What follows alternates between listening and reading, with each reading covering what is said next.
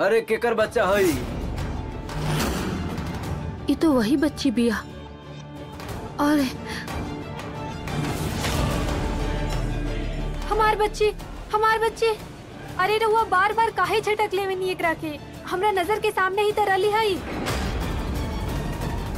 हाय मोरी मैया, ये कहाँ से पहुँच गए यहाँ पे? ये एजा बिया तो कार्तिक भी होई ना कहीं पे। अरे छुप जा रे उर्मिला, छुप जा, कहीं धप्पा ना पड़ जाए फालतू में। देखा तानी रहुआ लोग हमरा बच्ची के पीछे ही पड़ गल बाड़ी। हम पीछे पड़ गए बानी? हम पीछे ना पड़ रही तो दोबारा अपन बच्ची के बिलखता छोड़ गायब हो गल रही। हम तो ओकरा खाली गिरे से बचे नहीं है। हमार बच्ची है, हम कुछो करी, रहुआ उसे का एक तो पता भी नहीं के कि एकरे बेटी ही है, फिर काहे पड़ल बिया पीछे। कार्तिक जी रउआ सही समय पे आनी है। ई औरत याद बिया रउआ? ई आज फिर अपन बच्ची की यहाँ रोवत छोड़ कहीं चल गई रही। अगर हम समय पे ना आई थी तो बच्ची दिया पे गिर के जल सकत रहे। और अब हमरा ही हमार बच्ची है, हम कुछो करी, रहुआ उसे का बा। बस करी। रउआ के भले रउआ के बच्ची के परवाह ना बा, लेकिन अपन बच्चा के खोए का दुख हमनी के अच्छा से जानत आइन जा।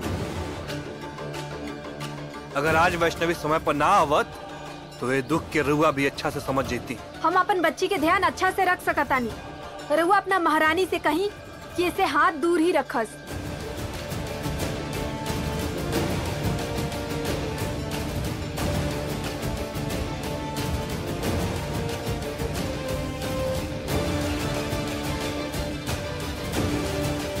वैष्णवी,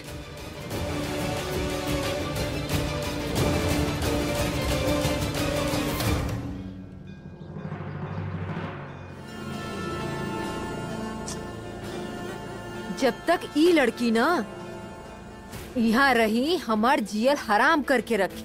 अब फिर तो यहाँ से निकल चलला में भलाई बा उर्मिला। वो औरत से ना हम बाद में बात कर ले। चलो रे। कार्तिक जी हमरा वो औरत ठीक नहीं लागत। वो बच्ची शायद ओकर नहीं खे तो गड़बड़ बा। पता ना हमरा ऐसा काहे लगता कि वो हमारे बेटी भी है। हमार खो गई बच्ची। रवा खुद सोची कार्तिक जी, ना तो छठी मैया हमरा बार बार उहे बच्ची से काहे मिलवती। जरूरी कोनो मैया के इशारा। बंद करो वैष्णवी, हर बच्चा में अपने श्री के देखल प्लीज।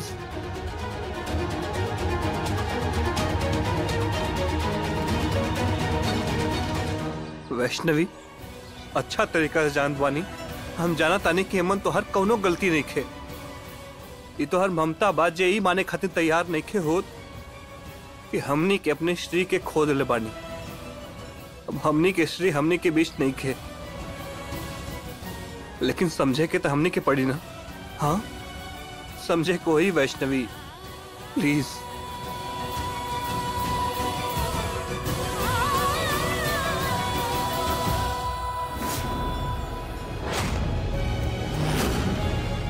ई उहे बच्ची की बोतल होखी, हम देख के आवता नहीं।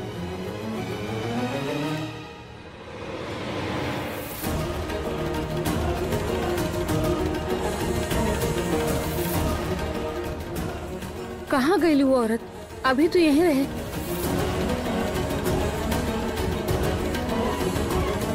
वैष्णवी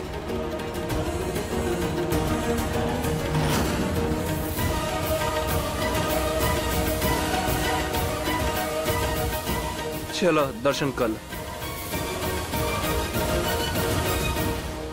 खोला दरवाजा।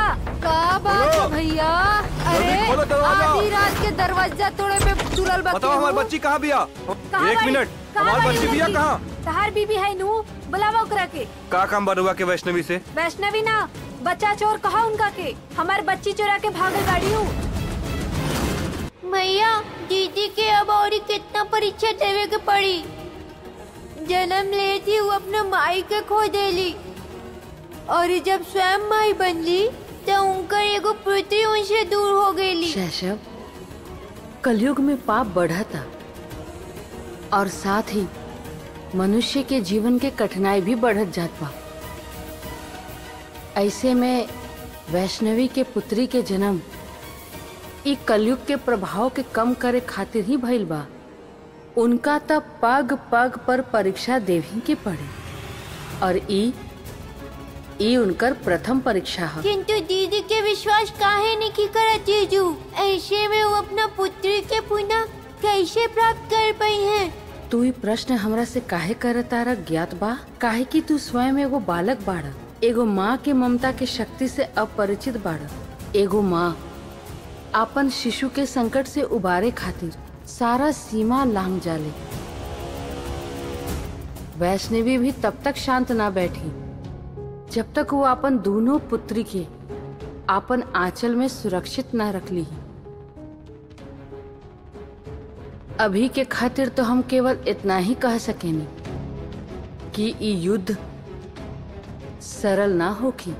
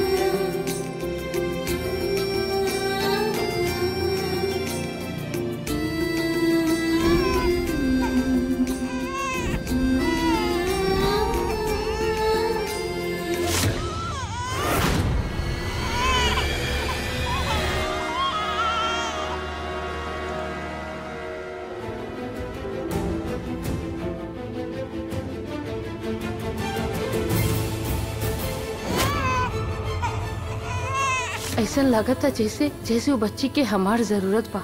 वो हमार ही बेटी बिया, हमरा मदद खातिर पुकारती है, जैसे हमार श्री हमरा के पुकारती है। हमरा कुछ करे के पड़ी।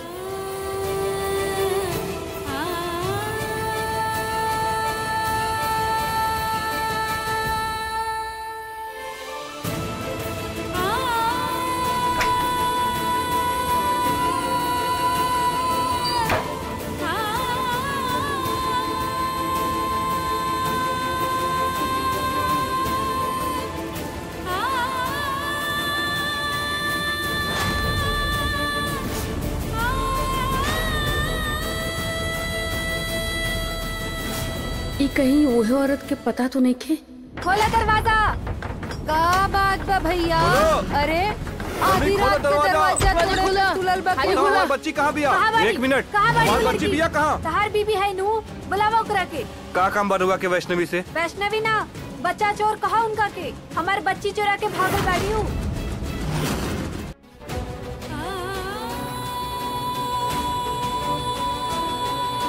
भैया ये कैसन इशारा बराउ?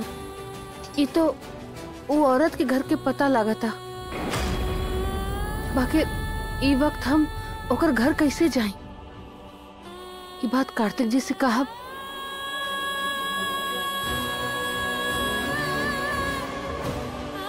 हमार मन में वो बच्ची खातिर जे भावना बा वो हम कार्तिक जी के कबो समझा ना पाई।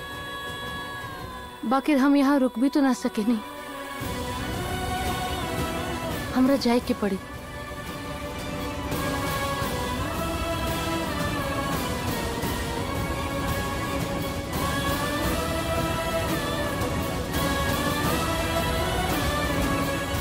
हे छठी मैया हमार साथ दिया।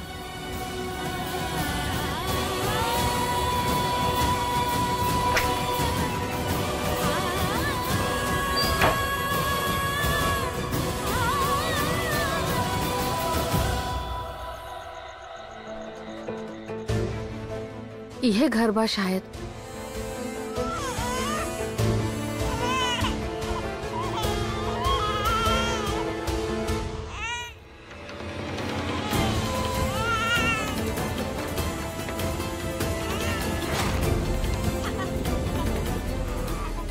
हे मैया ई बच्ची तो अभी भी रोती है। कोनो माई इतना निर्दयी कैसे हो सकेले मैया? अपन बच्ची की रोवत छोड़ के कोनो और काम में मन कैसे लग सकेला होकर? वो बच्ची तक हम कैसे पहुँचब?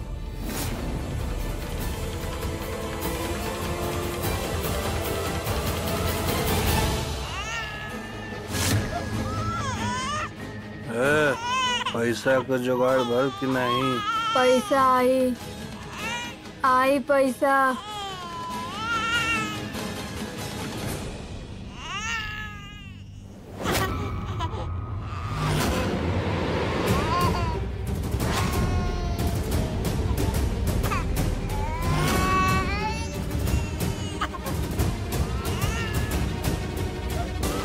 छी, ये तो दोनों ही नशा में धुत पड़ा। कोनो भी बच्ची की परवाह ही नहीं की करे।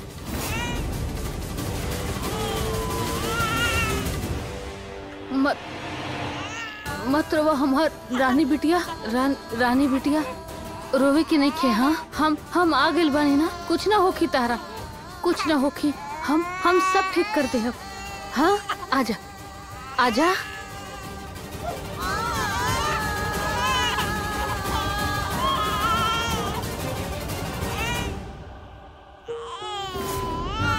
रोवा मत हमार गुड़िया।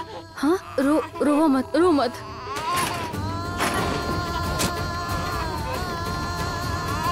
हे छठी मैया हमार मदद कर।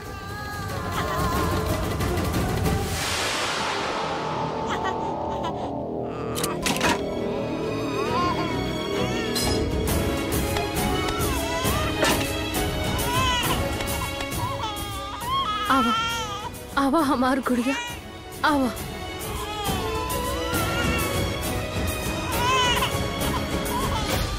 सोचले रहने की तू आज ठाकुराइन के यहाँ से पैसा लेके आईबू, लेकिन नहीं लिए लू।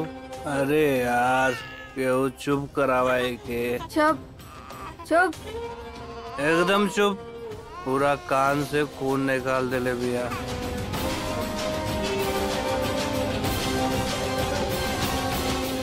कुछो भइल का?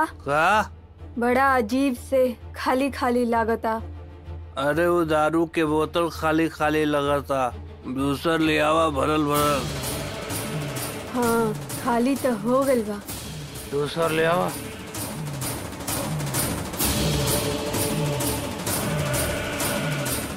ए ला।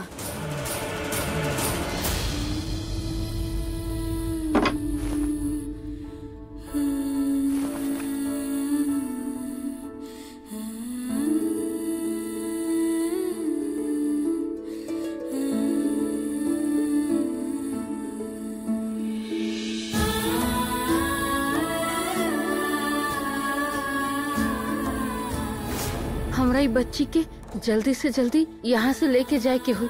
हमरा निकले के हुई। ये बच्ची के इनका पास छोड़ला बिल्कुल सुरक्षित नहीं है।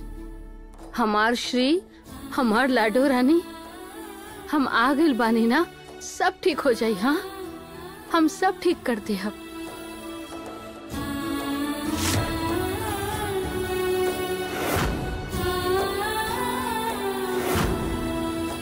अंततः दीदी के उनका दूसरी संतान भी प्राप्त हो गई मैया।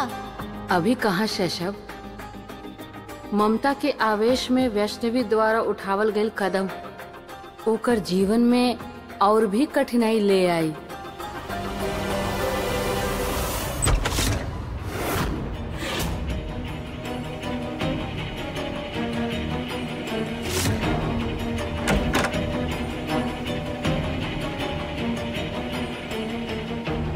सबसे पहले हम कार्तिक जी के बताए। हाँ बाकी ओकरा से पहले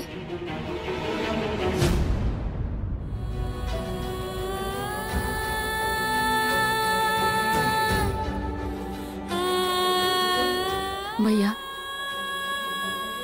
हमरा के हमार जन्म देवे वाली माई के गोद कबो न नसीब भइल। बचपन से लेके आज तक हम रउए के अपन माई माननी है और रउआ भी सदैव हमरा के अपन बच्ची की तरह ममता देनी है। जौहन तरह हमरा विश्वास रहे कि रउआ हमार माई बानी, वैसे ही आज हमरा अटूट विश्वास बा कि ई बच्ची हमार श्री बिया और यही विश्वास के साथ हम एकरा के राउर शरण में लैनी हमैया। हमार साथ देहब, एकरा आशीर्वाद देहब।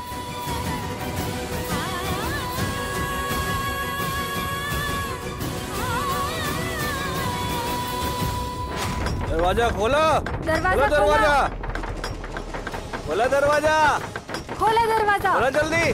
खोलो दरवाजा। तोड़ दो। खोलो दरवाजा। खोला दरवाजा। दरवाजा खोलो ठाकुर साहब। दरवाजा खोलो। दरवाजा खोलो। खोला दरवाजा। का बात बा भैया? अरे आधी रात के दरवाजा तोड़े पे तुलल बा केहू? भैया कौन बा उपेंद्र? हम देखा तानी माई।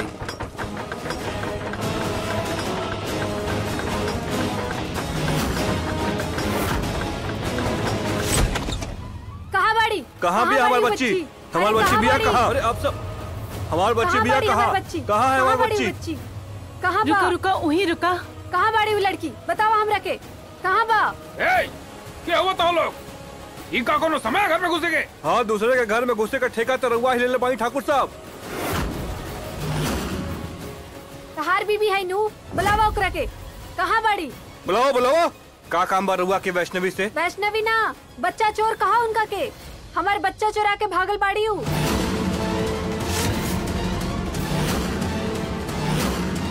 दिमाग खराब हो गल बका रउआ का? वो काहे के चुराई रउआ का बच्ची? वो हमरे कमरा में अपने बच्ची के साथ सुतल बिया, बुझलू तू? और नहीं तका ओके कहूँ जरूरत पड़ गई बच्चा छुड़ाए का। ओके पास अपन बच्ची ना हका। वो हम का जानी? अच्छा, अब समझ में आई। वैष्णवी रउआ का हेल्प करे तो ओकर एहसान रउआ ए तरह से चुकाओ तानी। कोनो बात नहीं, हम वैष्णवी के खुद बुला देता नी, रउआ के तसल्ली हो जाएगी। बुलावा। वैष्णवी, वैष्णवी।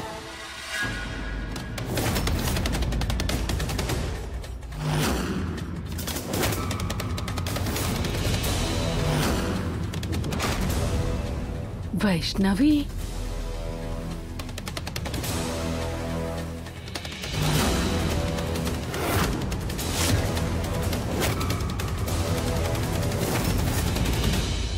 वहाँ का करता रू?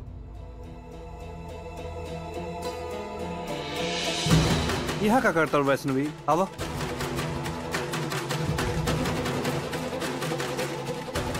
सुनो तारू ना, ये औरत का कहती है? और ये सब जे ये औरत के बात में आके आधी रात के यहाँ चली ना, यह जाने खातिर ना कि आखिर बच्ची बा के कर ले ही देखी।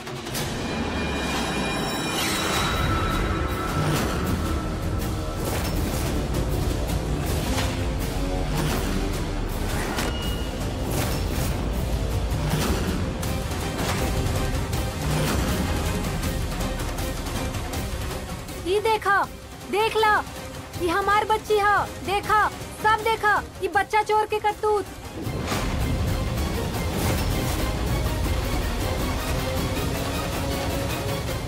वाह, पहले खून फिर चोरी। अरे और कौन कौन गुण बातों रे बेबी में कार्तिक?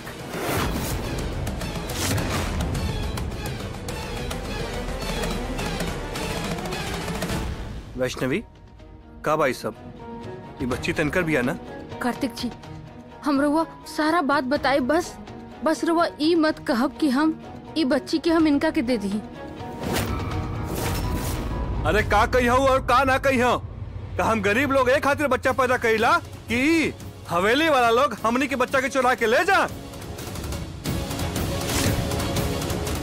वैष्णवी, लियाओ बच्चा दे दो। ये हमनी के श्री ना भी है, बात समझा। ना कार्तिक जी, ना। वैष्णवी, खामखा बात आगे मत बढ़ावा, ये हमने के गांव के लोग भाड़ा। ना कार्तिक जी, ना ना ना, हम ना दे अभी बच्ची की औरत के केहू के हम ना दे। हम वैष्णवी, वैष्णवी, अरे हमार बच्ची भी आओ।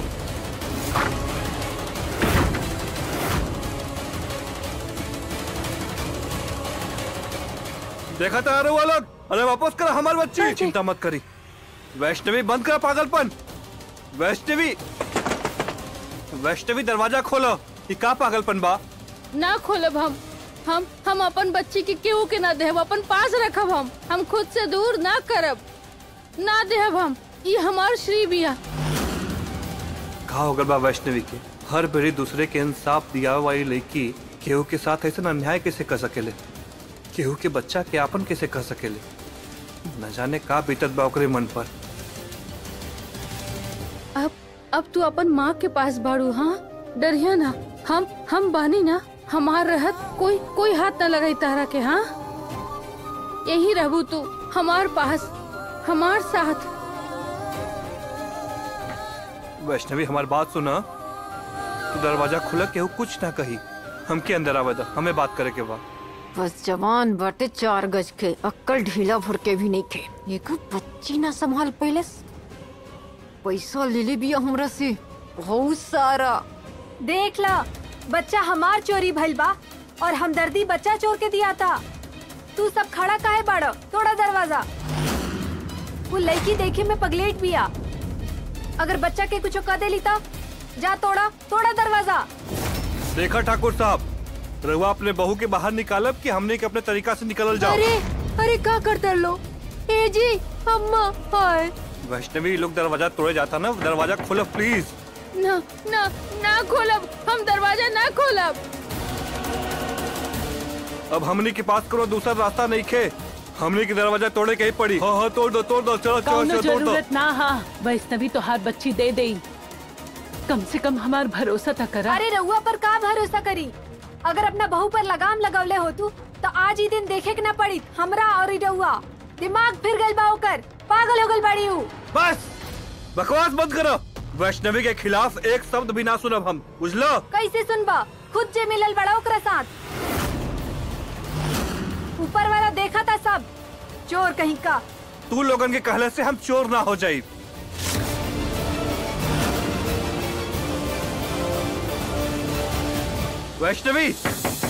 वैष्णवी दरवाजा खोलो, सुनो तो तू।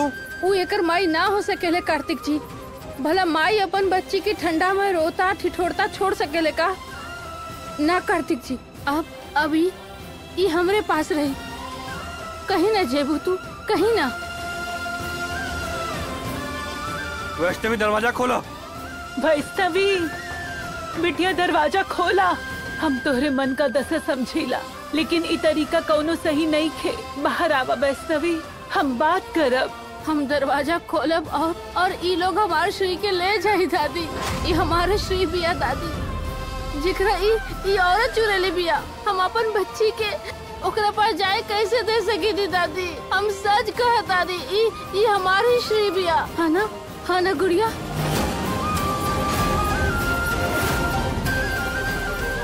हम एकरा केहू के भी कहीं न ले जाते हम। ए उम्र के बच्ची के आपन फायदा बा। 12 साल के उम्र तक भीख मांगी, ओकरा बाद तो जिंदगी भर। भैया, ये तो हमारे बच्ची के बेचे थी। रुका।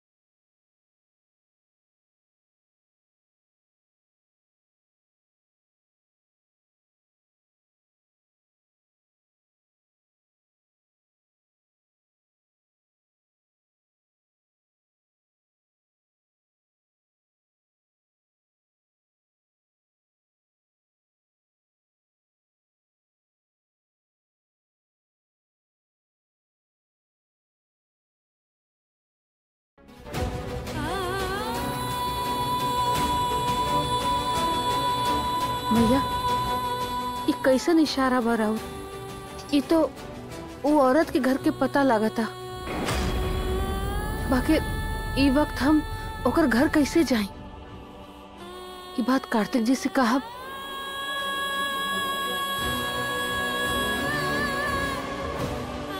हमार मन में वो बच्ची खातिर जे भावना बा वो हम कार्तिक जी के कबो समझा ना पाई।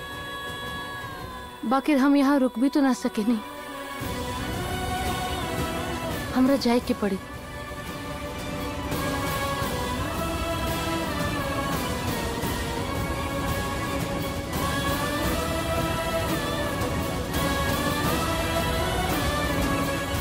हे छठी मैया हमार साथ दिया।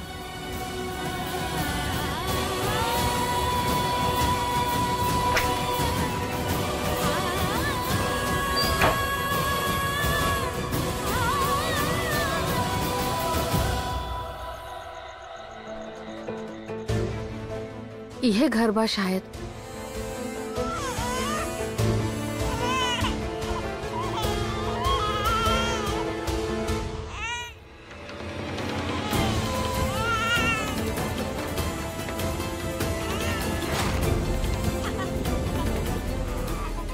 हे मैया ई बच्ची तो अभी भी रोती है। कोनो माई इतना निर्दयी कैसे हो सकेले मैया? अपन बच्ची की रोवत छोड़ के कोनो और काम में मन कैसे लग सकेला होकर? वो बच्ची तक हम कैसे पहुँचब?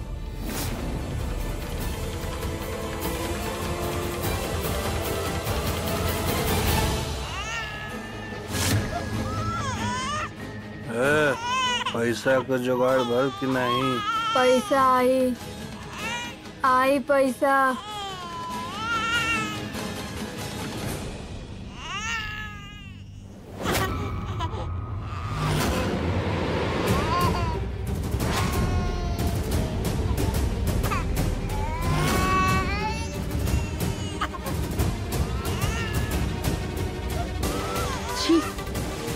ये तो दोनों ही नशा में धुत पड़न।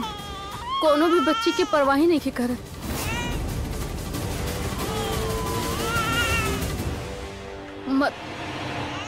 मत रोवा हमार रानी बिटिया। रानी बिटिया रोवे की नहीं खे। हाँ हम आ गइल बानी ना। कुछ ना होखी तारा, कुछ ना होखी। हम सब ठीक कर दे। हाँ आजा आजा।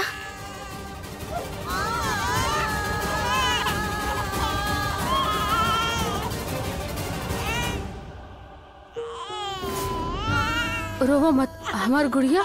हाँ रोवा मत, रो मत।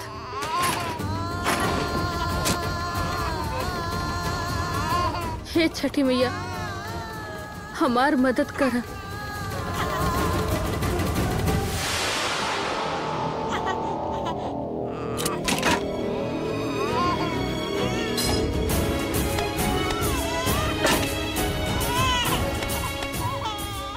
आवा आवा हमार गुड़िया आवा।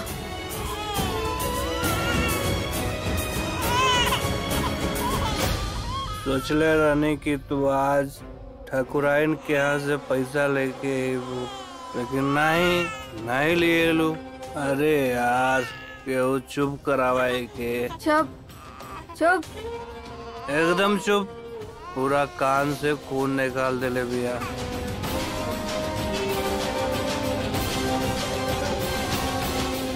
कुछो भइल का? बड़ा अजीब से खाली खाली लागता। अरे वो दारू के बोतल खाली खाली लगता। दूसर ले आवा भरल भरल। हाँ खाली तो हो गइल बा। दूसर ले आवा।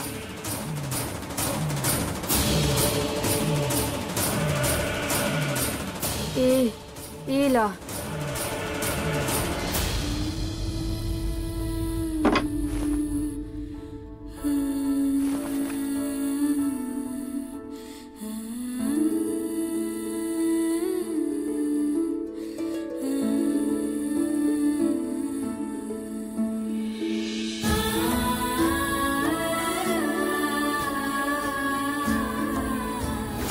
हमरा ई बच्ची के जल्दी से जल्दी यहाँ से लेके जाए के हुई। हमरा निकले के हुई। ई बच्ची के इनका पास छोड़ना बिल्कुल सुरक्षित नहीं है। हमार श्री, हमार लाडो रानी, हम आ गइल बानी ना, सब ठीक हो जाई। हाँ, हम सब ठीक कर दे। हम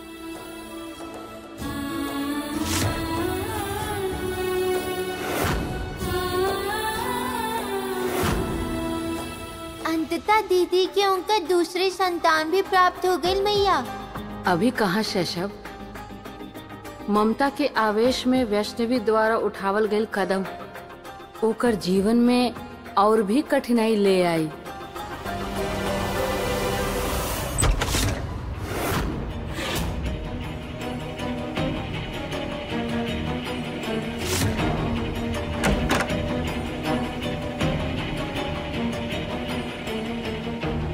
सबसे पहले हम कार्तिक जी के बताए। हाँ, बाकी ओकरा से पहले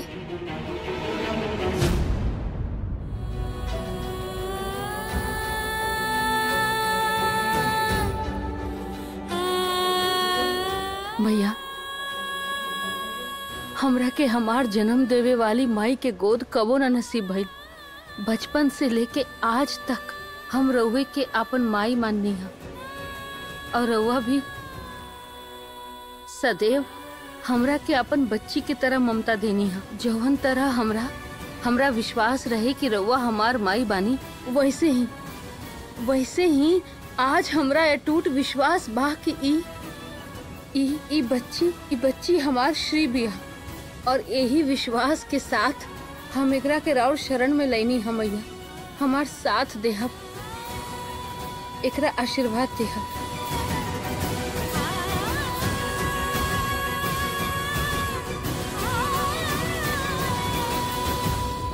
दरवाजा खोला, दरवाजा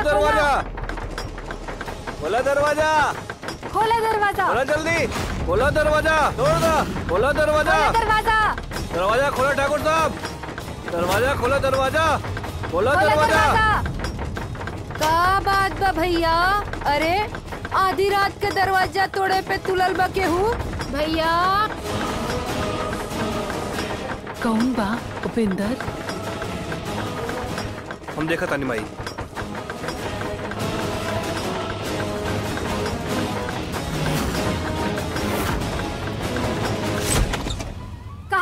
कहाँ भी हमारी बच्ची? हमारी बच्ची बिया कहाँ? अरे आप सब, हमारी बच्ची बिया कहाँ? कहाँ है हमारी बच्ची? कहाँ रुका रुका, वहीं रुका। कहाँ बाड़ी वो लड़की? बताओ हमरा के, कहाँ बा? क्या हुआ तो लोग? इनका कोनो समय घर में घुसे गए? हाँ, दूसरे के घर में घुसे का ठेका तो रउआ ही ले पाई ठाकुर साहब।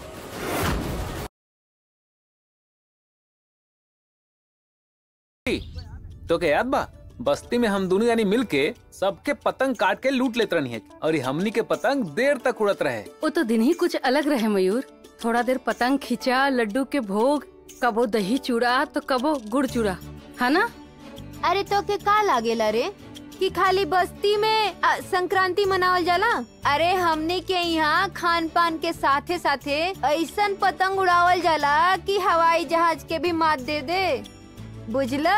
हाँ, और जौन हमारी बिटुआ बाना कार्तिक, एक कम मत आका। हाँ, मोहल्ला में ऐसन कोनो घर ना होई जेकर पतंग हमार कार्तिक बिटुआ ना कटले होखस। सच कार्तिक जी, रवो भी पतंग उड़ावे के शौक बा?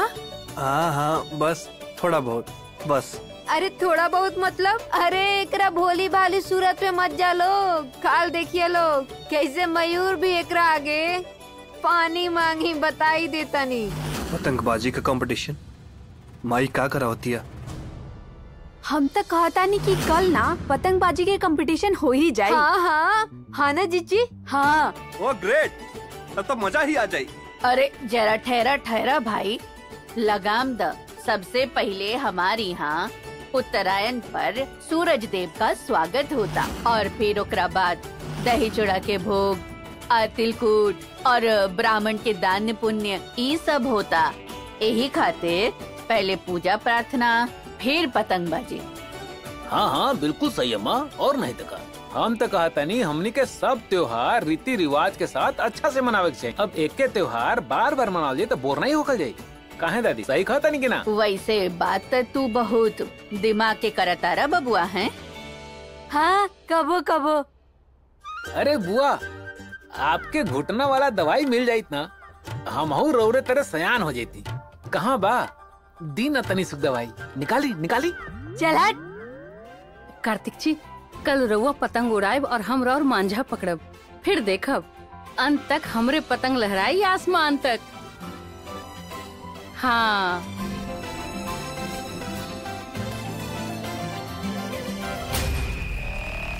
बेचारी वैष्णवी कितना उत्साह से पतंग उड़ावे की बात करतिया, किंतु ओके ई ज्ञात नइखे कि ऊ पक्षी बा जो आपन पतंग के डोर से आपन पंख काटे वाला बा। उर्मिला षड्यंत्र ही ऐसन रचले बिया। जब उर्मिला मनुष्य होके आपन लक्ष्य प्राप्ति के लिए इतना निर्भीकता से बढ़तिया, तब फिर हमरो के सहायता करल बनता। कैसन सहायता देवी?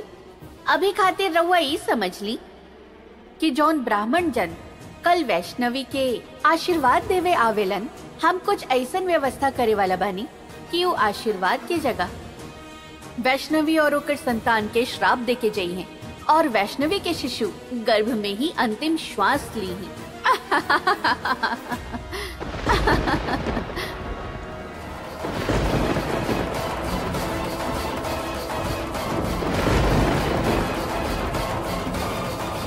मैया ई का होता? 10 लोग के सामने हमार मुंह काला करवैले बाड़सन। देखा तानी हमहू जरा कैसे आशीर्वाद लेतर ब्राह्मण लोग से।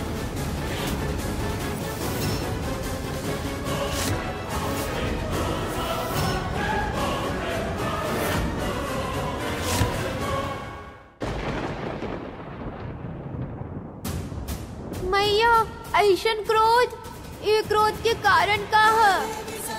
जैसे तीनों लोग और सिंहासन तक काबू थे। ये क्रोध के कारण बा कृतिका माता के षड्यंत्र। मकर संक्रांति के पावन दिवस पर जब हमार भ्राता सूर्य देव की उपासना होखेला, वो दिन भी कृतिका माता अपन षड्यंत्र रचे में अवकाश न लेता रही। वो वैष्णवी के गर्भ में पल रहल हमार और कार्तिकेय जी के अंश के नष्ट करे पे तुलल बाड़ी सन। अब आगे का होई मैया? होखे के का बात शैशव?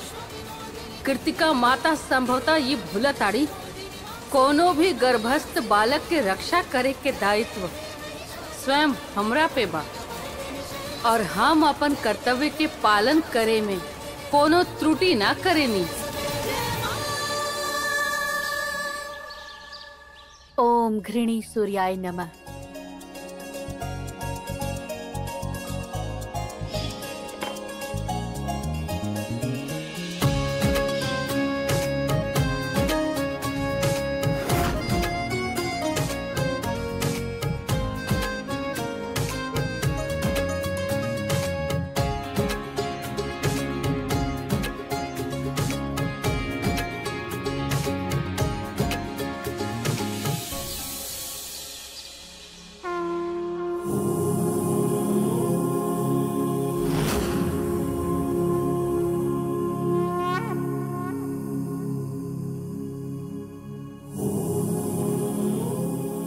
वैष्णवी जी दादी। भोग तैयार भइल सब? जी दादी।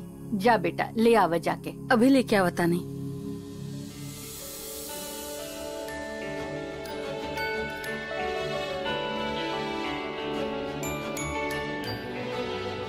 वाह, हे प्रभु स्वीकार करी। हे सूरज देव भगवान, हे छठी मैया, हमार परिवार पर ऐसे ही कृपा बनावल रखा। इन असुर संसार में जहाँ लोग आपन एको पीढ़ी न देखेलन, हमके आपन चौथा पीढ़ी देखे के सौभाग्य प्राप्त होता। राउर कृपा से वो आवे वाला बच्चा के रक्षा करी है। हे प्रभु, हे मैया।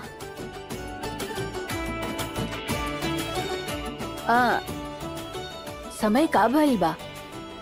9 बज गल बता दी। अरे ब्राह्मण के आवे के टाइम हो गई बा। वैष्णवी तू बाहर चल जा, वो लोग नहीं है तो उनकरा के आदर सम्मान के साथ अंदर ले आइए। हाँ जी दादी। जा बेटा। हाँ आराम से। चला अब तू सब भी आगे के तैयारी में लगा। चल के चला उर्वशी। हाँ हाँ चलो सब। जी दादी। ए जीजी आई, ए बहुरिया आजा जल्दी से। 10 लोग के सामने हमार मुंह काला करवैले बड़ा लोग। देखा तानी हम हो जरा कैसे आशीर्वाद ले तारी ब्राह्मण लोग से।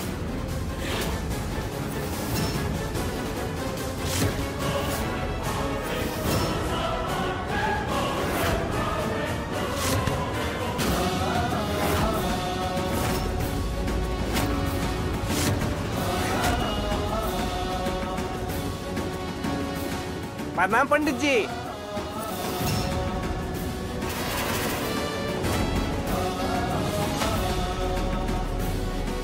बैठल बैठल कुर्सी तोड़ के ही पुण्य फल का प्राप्ति करबा। मूर्ख, इतना भी ना जानला कि ब्राह्मण जन और अपने से बढ़ के खड़ा होए के अभिवादन कल जाला।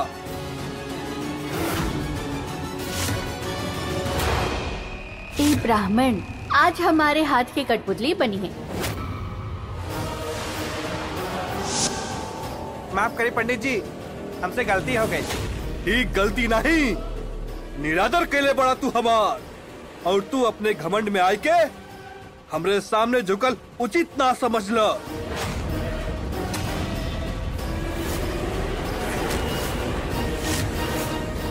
तोहे पाप का दंड अवश्य मिली। जा, हम तोहे श्राप देतानी। माफ करो पंडित जी।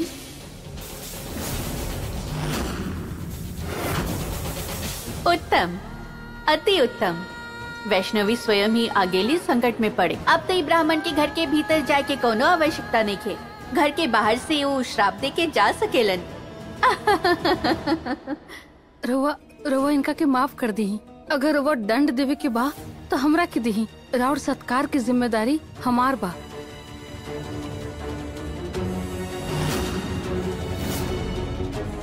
ई तो गर्भवती बिया।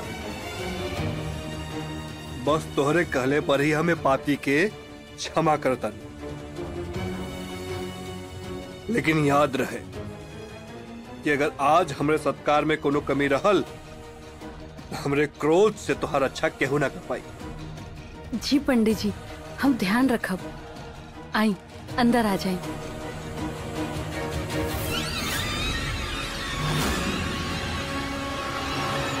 ये कैसे संभव हुई? इनकर क्रोध बिना श्राप देवल शांत कैसे हो गई? कहले रही न हम, वैष्णवी के संतान ई कलयुग में सकारात्मकता के उजाला फैलाई। कृतिका माता के माया भले ही ब्राह्मणों पर कार्य करत हुई, बाकिर वैष्णवी के संतान के तेज ओकरा काटे से चुकत नहीं खे। बाकिर वैष्णवी के संकट अभी टलल नहीं खे। यदि वो ब्राह्मण के सत्कार में छोटा सा भी भूल कर देवेले तो ओकरा के ब्राह्मण के क्रोध झेले के पड़े। ब्राह्मण के क्रोध और कृतिका माता के माया मिलके वैष्णवी के श्राप के कारण बन सकेला। आई वैष्णवी, आई पंडित जी, वीरा जी।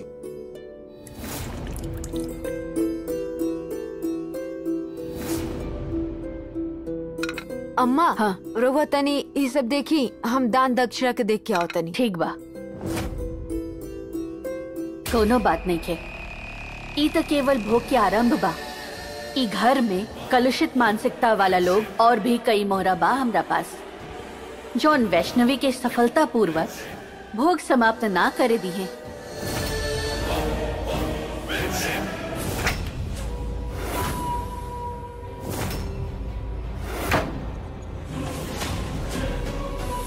चूड़ा में एगो घुन के गुण देखा थी। ब्राह्मण जन पात से ना उठ गए लोग तो हमरो नाम नहीं।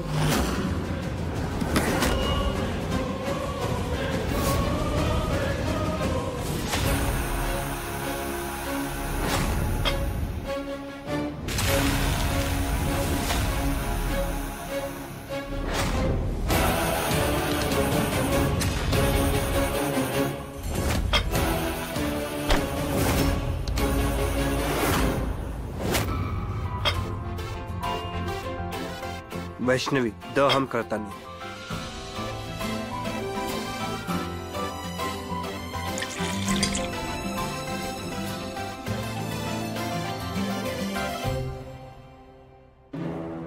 अम्मा,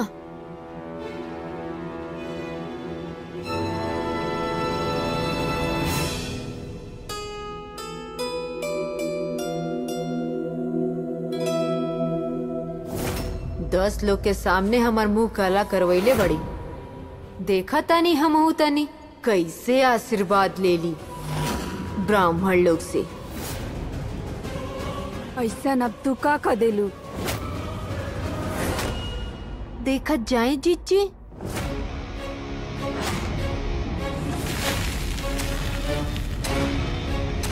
तब चूड़ा थाली में और ये सारा ब्राह्मण घर के बाहर उहु तमतमात हुए। मिल गए आशीर्वाद फिर तो।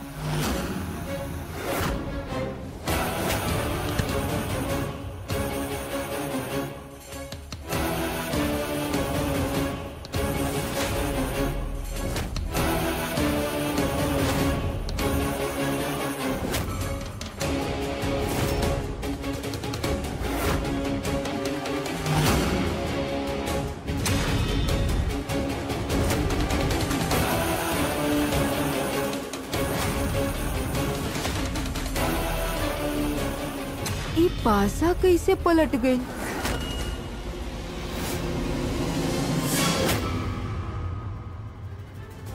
वैष्णवी जी।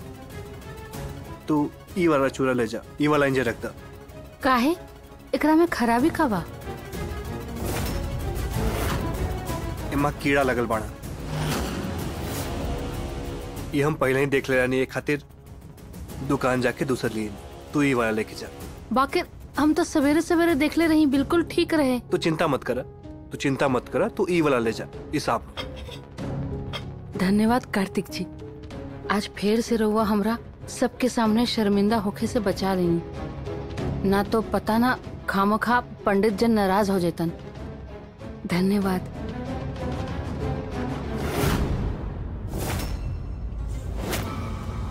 भगवान सबके भला करस। बड़ा उछलत रहलू तू ता। यहाँ चूड़ा में घून के जगह वैष्णवी के गुण दिखाई देता। अबे न भोजन समाप्त नइखे भइल जीजी, तनी शांति रखी।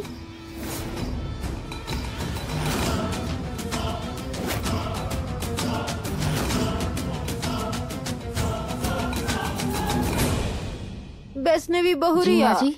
अरे सारा पुण्य तू ही कमाईबू, बस तनी हमऊ के करे दना। ऐसन हालत में ना ज्यादा थके के ना चाहिए, बच्चे खातिर अच्छा ना होला। जा तनी जाके बैठ जा, आराम कर ला। हम करे तनी हमरा ना। करे दही ना माँ जी, वैसे भी हम दिन भर तो आराम ही करेनी। हम कर ले हब। ठीक बा, कर।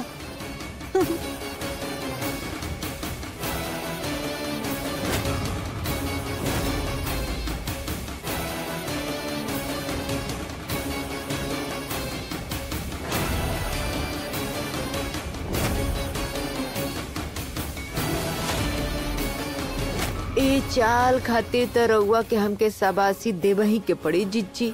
तनी आँख गड़ा के रखे।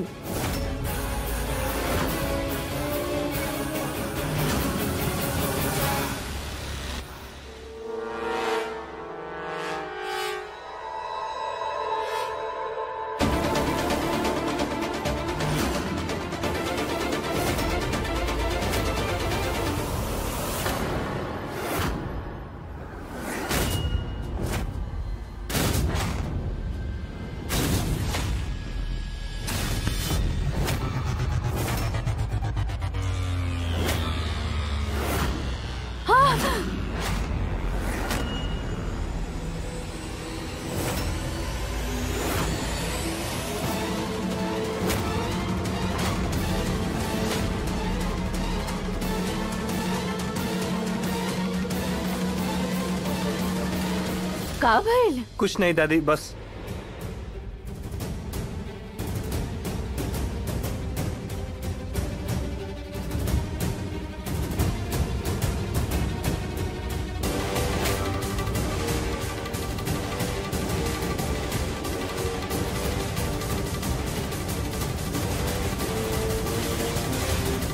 जौन कार्तिक तोहार हर पला टालेला, आज उहे कार्तिक तोहार खातिर सबसे बड़ा बला बन जाई।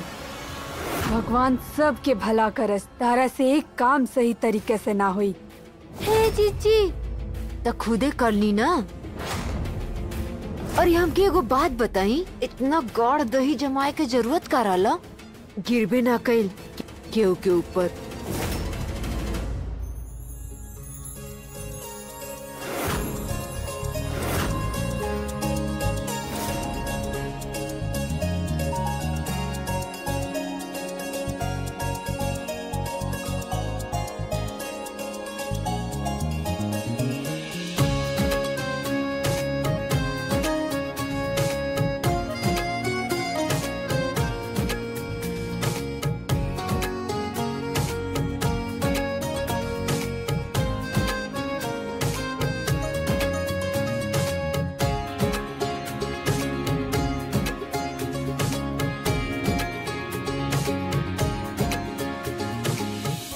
भगवान सबके भला करस। ई सब तक खा पी के चल दे ललो।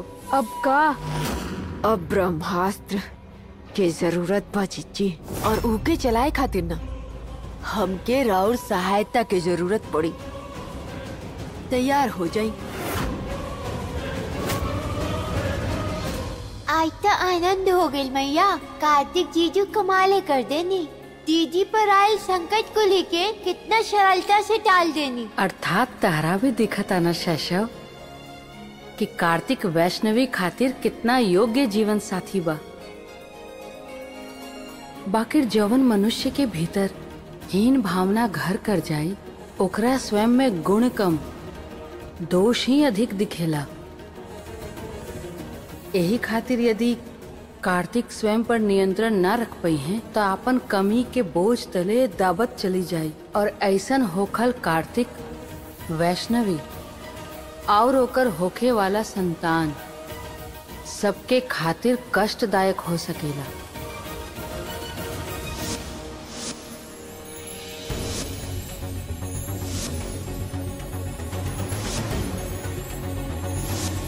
भगवान सबके भला करस। आज के मुकाबले में 3 दल बा, कार्तिक और वैष्णवी के, एक करण और उर्वशी के, और एक मयूर और ओकर बैल बुद्धि दिमाग के। चली कम से कम रउआ मननी था कि हमरे लगा दिमाग बा। खैर ये बताई कि रउआ इतना जोश में काहे बनी? एइजा तो सब घर वाला बा। अब पतंगबाजी है, कोनो जंग थोड़ी होता। वैसे बुआ जी माने चाहे नहीं माने, लेकिन राउत घुटना के दवाई अब दिमाग पे असर करे लागल बटे। का? ई है कि अब वो टाइम बटे कि हमरे मांझा के फिरकी पकड़ ला, नहीं तो दादी के रौरे घुटना के दवाई के नाम बता दे। तारा मांझे के का जरूरत बा है? अपन जबान से उड़ावा पतंग। ले बुआ जी, हेल्प करी हमार। हाँ ई भइल ना बात। अरे काहे के इंतजार करता भाई, अब शुरू करा खेल हैं। अब दादी रुकी। सब तैयार? चला 3, 2, 1।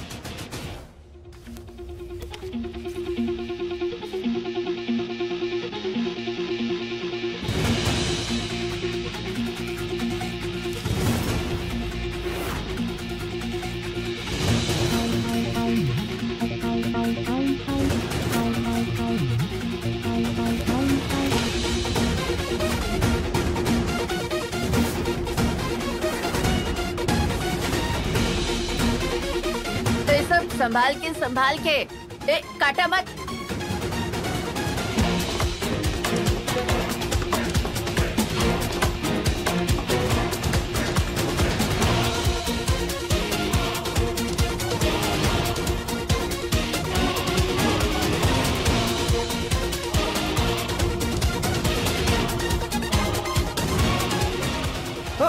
अरे अरे अरे अरे का करताड़ू? पूरा उलझा देलू यार।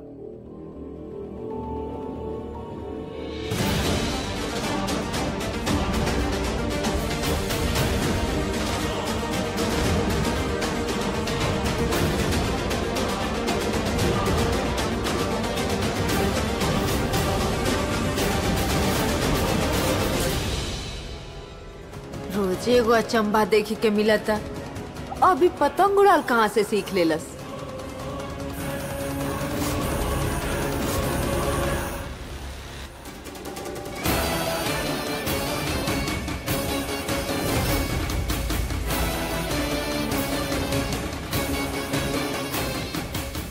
ली। अरे अरे अरे ली ना अम्मा, खाओ खाओ खाओ।